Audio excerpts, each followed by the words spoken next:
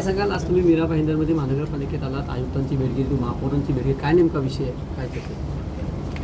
आता असं लक्षात आलंय की मुंबई शहर असो, भिवंडी, पनवेल, ठाणे, मीरा भाईंदर, वसई या ठिकाणी एका वेगळ्या पद्धतीने हजारो बोगस जन्म प्रमाणपत्र देण्यात आले आहे.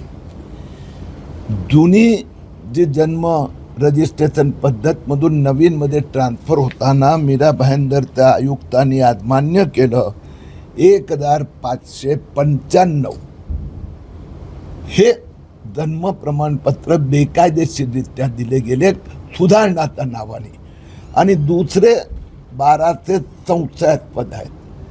महापौरांना आणि भाजप अध्यक्ष उपमहापौर यांना मी विनंती केली आहे, त्यांनी विनंती मान्य केली आहे की ह्या जे 3000 डाऊटफुल बर्थ सर्टिफिकेटचं फॉरेन्सिक ऑडिट केलं पाहिजे.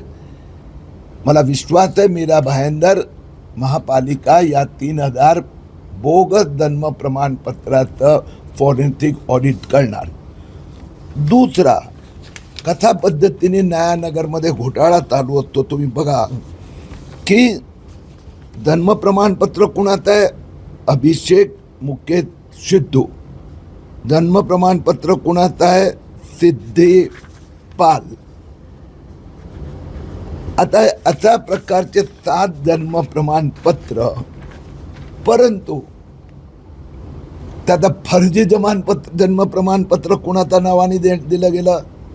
सादाब, फहीम खान, नयाज मनिहार, नबी शान, मुकेश सिंग, मोहम्मद जुनेद. म्हणजे हे जे 7 सर्टिफिकेट जे हिंदूंच्या नावाने किंवा आणखीन एखाद मुस्लिम आहे, 30 जन्म प्रमाणपत्र तेच डुप्लिकेट आता यांच्या नावाने बनवलं.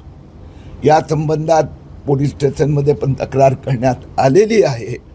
तर मोठ्या प्रमाणात महाराष्ट्रात जो SIR समोर ठेवून जन्म प्रमाणपत्र घोटाळा बाहेर आला आहे, ते प्रत्येक जन्म प्रमाणपत्र रद्द होणार, आणि त्याच्यामुळे महाराष्ट्रात 50 लाख अपात्र घुसखोर बांगलादेशी यांचं नाव मतदार यादीतून कमी होणार.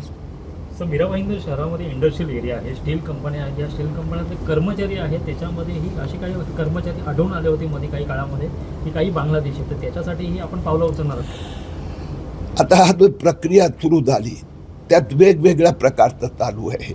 एका बाजूला त्यांनी बोगस नावाने स्वतःच छापली, ह्या स्वतःच छापलेली आहे. दुसरी आहे की जुनी नवीन करताना वेगळ्या नावाने घेतलं. तिसरं त्यांनी काय केलं, बोगस आधार कार्ड करून घेतली. या सगळ्यांची चौकशी आणि कारवाई. त्यातला एक उपयोग मी सांगितला, तो SIR मध्ये मतदार यादीत नाव नोंदवणं. दुसरं असंही आहे की सरकारी विभिन्न योजना आहे डोमिसाईलसाठी किंवा लाडकी बहीण, आता योजनेसाठी लाभ मिळवण्यासाठी पण बोगस जन्म प्रमाणपत्र छापले जात आहे. हे तुमचं झालं असेल तर मला तुमच्याकडे एक काम आहे. तिथे सर अनधिकृत बांधकाम तोडण्यात आलं आहे, पण तिथं मस्जिद सुद्धा आहे, ती सुद्धा अनधिकृत आहे असं बोललं जात आहे, आणि त्यासाठी पोलीस फौजफाटा सुद्धा वाढवण्यात आलेला आहे. तर तिथं कारवाई करणार का पोलीस? मुद्दा असा आहे की रेल्वे वांद्रा रेल्वे टर्मिनस बांधताना तिथे अडथळे काय लँड माफिया आणि लँड जिहादवाल्यांनी केले आहे. कोर्टाने आदेश दिले आहेत, तोडकाम झालेलं आहे, थोडं पुढे करायचं आहे. काही लँड जिहादचे माफिया, मुस्लिम माफिया, बांगलादेशी माफिया आता तिथे लोकांना भडकवून अशांतता पैदा करायचा प्रयत्न केला जात आहेत. हे आम्हाला मान्य नाही. जो कोणी पोलीसवर हल्ला करणार, जो कोणी रेल्वेचा जमिनीत परत घुसण्याचा, आणि त्यात हे कुठे गेले राजकीय नेते? उद्धव ठाकरे सेना, MIM, नवीन मुस्लिम लीग, राहुल गांधीजी काँग्रेस, हे त्यांना परत उकसवण्याचा प्रयत्न करतायत. त्यांच्यासाठी वोट जिहाद महत्त्वाचा आहे, आमच्यासाठी देशाची सुरक्षा. पोलिसांनी संयम ठेवून या सगळ्यांना तिथून हाकलायचं आहे, आणि त्यांना उकसवणारा विरुद्ध कोणालाही सोडणार नाही.